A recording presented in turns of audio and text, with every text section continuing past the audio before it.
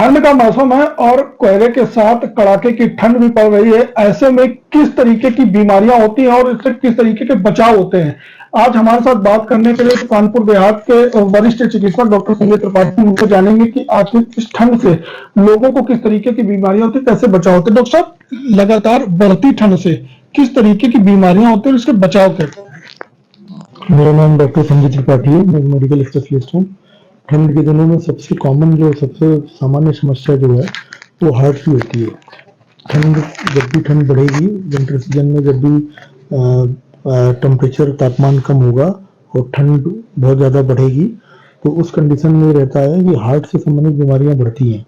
जैसे ज़्यादातर जो है ठंड में जब भी ज़्यादा मतलब ठंड बहुत तेज़ी से बढ़ेगी तो हार्ट को सप्लाई करने वाली, हार्ट मसल को सपोर्ट करने वाली, सप्लाई करने वाली वेसल्स में दबाव पड़ता है ना, और वेसल्स कई बार सिकुड़ जाती हैं।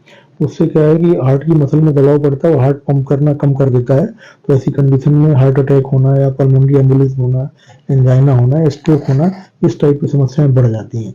इसके लिए सबसे सामान्य प्रिकॉशन ये रखना है कि मतलब कोशिश करना है कि ठंड से बचें, मतलब गर्म कपड़ों में रहें और ज़्यादा खुली हवा में ना निकलें और बहुत मतलब ठंडे पानी का सेवन ना करें नहाने में। इस तरीके से दूसरा, आजकल यंगेस्ट जो मस्कुलर एक्सरसाइज कर रहे हैं उससे बचना चाहिए। कई बार क्या मस्कुलर एक्सरसाइज करने से भी हार्ट की मसल पर प्रेशर पड़ता है और छोटा मोटा एंजाइना, कई बार हार्ट अटैक की संभावना बढ़ जाती है।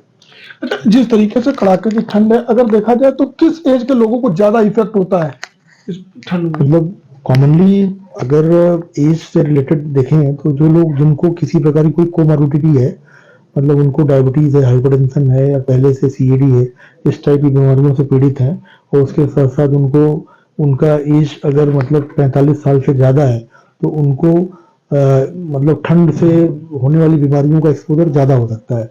इसके साथ साथ आजकल ये भी देखा जा रहा है कि जो यंगेस्ट हैं, जो बहुत ओबेज हैं या फिर जिनके लिपिड्स बहुत ज़्यादा डिरेंज रहते हैं, जिनको कोलेस्ट्रॉल लिपिड्स ज़्यादा हाइपरलिपिडीमिया होने की वजह से ब्लड के वेसल में फ्लो कम रहता है, उनको भी एंजाइना की संभावना बढ़ जाती है। तो आजकल ये देखा गया कि यंगेस्ट में भी प्रॉब्लम है क्योंकि उसका कारण स्ट्रेस और लाइफ स्टाइल है। अच्छा, देखने में ये भी आया कि लोग ठंड से बचने के लिए जिस तरीके से घरों में हीटर का और ब्लोवर का इस्तेमाल करते हैं, तो आंखों से संबंधित कुछ बीमारियां आई हैं, इस पर किस तरीके से लोगों को बचाव करना चाहिए?